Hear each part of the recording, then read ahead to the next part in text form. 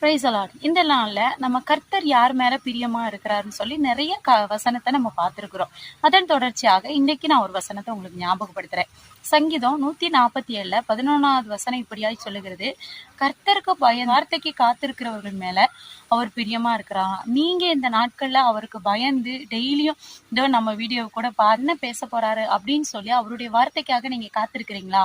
அப்படி காத்திருப்பீங்க அப்படின்னா உங்க மேல கர்த்தர் பிரியமா இருக்கிறாராம். இந்த நாள்ல நீங்க கர்த்தருக்கு பயந்து அவருடைய வார்த்தைக்கு நீங்க காத்திருப்பீங்க அப்படின்னா கர்த்தர் உங்க மேல பிரியமா இருக்கு. அவரு பிரியமா இருந்தா மாத்திரம் போதுங்க.